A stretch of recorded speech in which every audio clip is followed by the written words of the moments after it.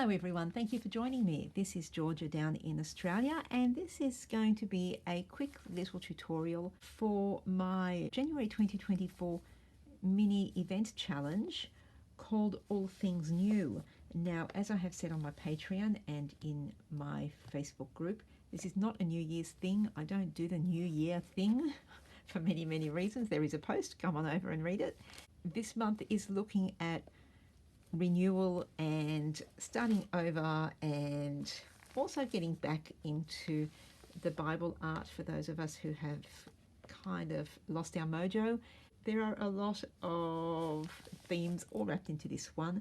Now today is looking at something we used to do way back when we started Bible arting that we might have either outgrown or kind of lost in that world of oversharing on social media and thinking that it's about the art and the products that we use, thinking that we have to do so much on a page when in fact we don't.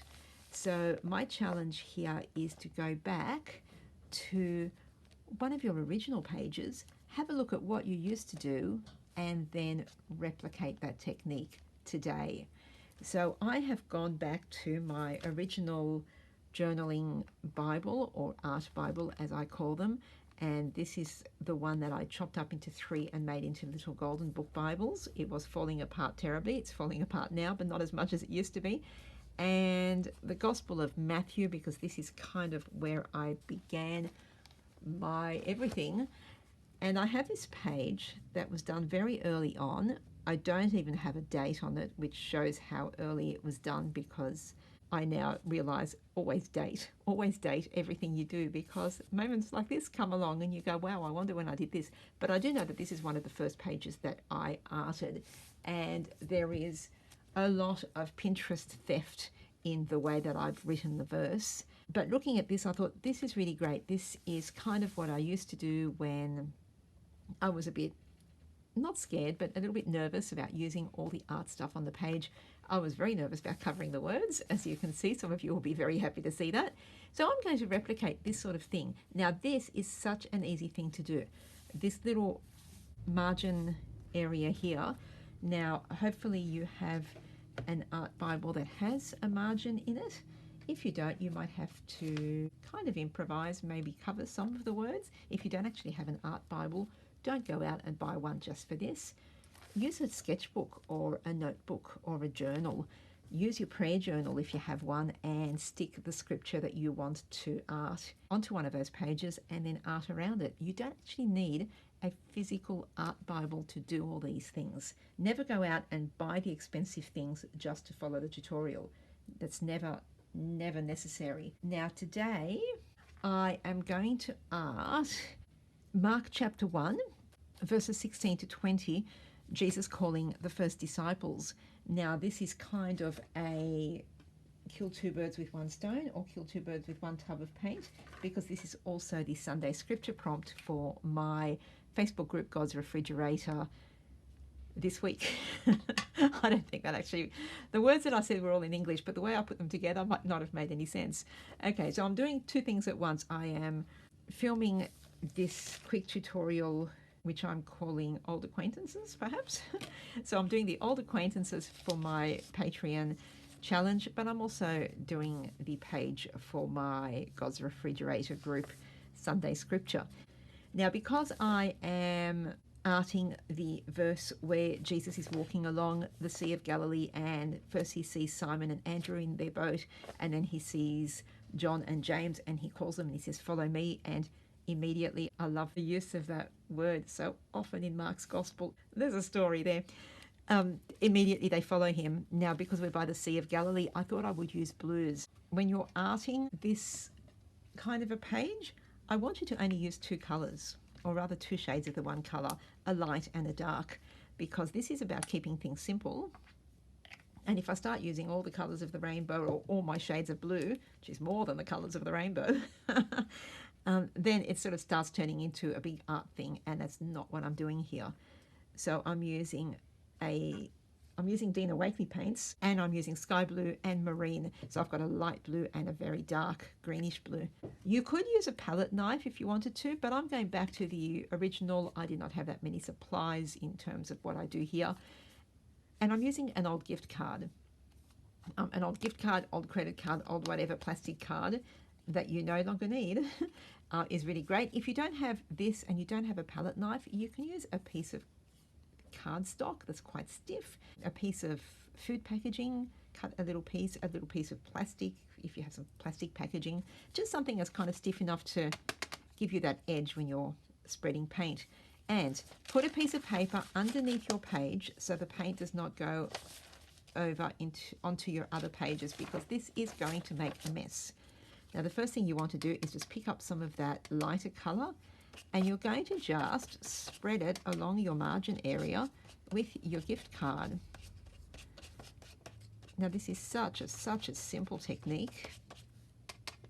You can make it as diluted or as translucent as you like, or you can make it rather thick and dimensionally. I think you know me, I tend to go the thick and dimensional route. Even though it doesn't look it just now, I do go and add onto it. So this is literally done in minutes kind of thing. And point your gift card in different directions, because otherwise you'll just get a smooth look to your page, which is fine if that's what you're after. But if you want this sort of messy kind of look, then you want to dab it in different directions so you've got it coming and going here and there. Now I'm picking up little bits of the darker color, and I'm just swiping and dabbing some little bits. Now not too much, because I don't want it to take over, but I just want to have little bits here and there, and I'm sort of blending them. Some of them I'm just dabbing and leaving them on the top, like here, and then others I'm spreading along and sort of blending into that lighter blue.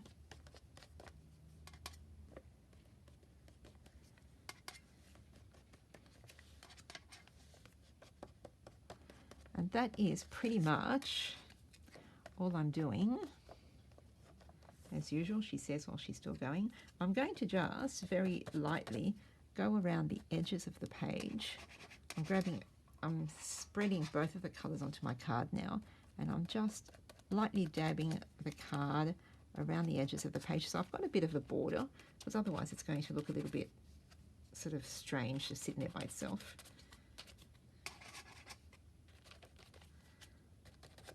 Very simple. So I literally did this in just a few minutes. So now I need to let that dry before I add anything over the top. Once the paint has dried, the next step is to take a line, or even just a couple of words or one word, from your focus scripture and write it on to the border area. Now I've done mine using a black Posca paint pen, and then added shadows with a white gel pen for it to stand out a little bit more, because my background is a bit dark. Now I know it's a bit of a mess, but I will go over it and give it a second layer once it's completely dry. Now I'm going to add a few stickers to my page. I'm just grabbing this big sticker sheet that came with a Illustrated Faith collection, and I like this one because it's black and white, and so it's really useful on pages like this where you're trying to keep it just simple and not have too much color and stuff going on.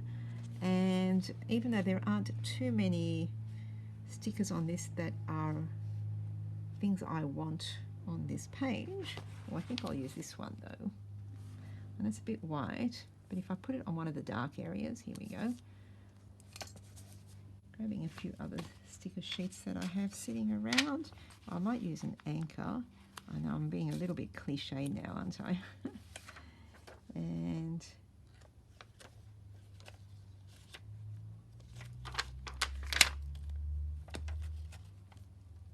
I'm actually having second thoughts about this one. It's too white. Will it come off?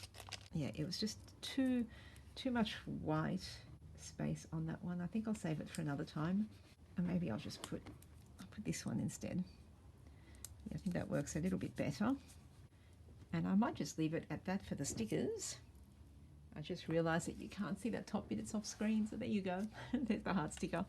And just the very last thing I'm going to do is I have some Nouveau crystal drops, and I'm just going to add some random little dots around the place. Now this will take a while to dry, but what I really like about this is that once it dries, or as it's drying, it forms a perfect little dome. No matter how messy you are, because I tend to be quite messy, you end up with this lovely, perfect dimensional dome on your page. So I'm just adding some of these here, there and everywhere.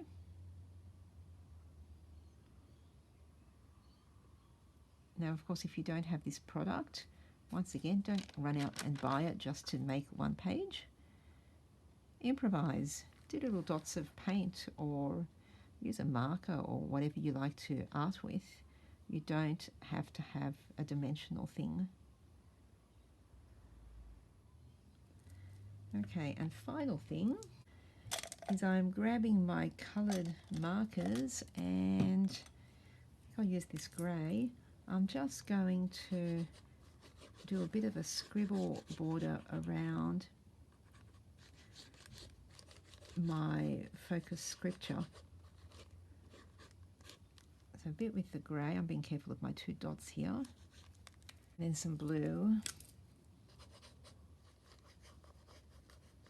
Okay, so that is my page complete. Once it's completely dry, I will tidy up the writing. I will add the date, and somewhere along here, I will add my secret journaling, which of course I did not share. Or maybe I'll put a tipping card, I'm not quite sure yet. There is secret journaling coming on this one, absolutely for sure. It's already in my head. Where it goes on the page, not too sure. We'll find out. Watch this space. Okay, thank you very much for joining me. If you are joining in this exercise, I would love to see your page. So please share it on your personal social media places and tag me, George's Bible, so I can have a look. Or come on over to my group, God's Refrigerator, where there is an album where you can share all the projects for this month's All Things New topic. Okay, thank you very much again, and I will catch you in the next one. Bye.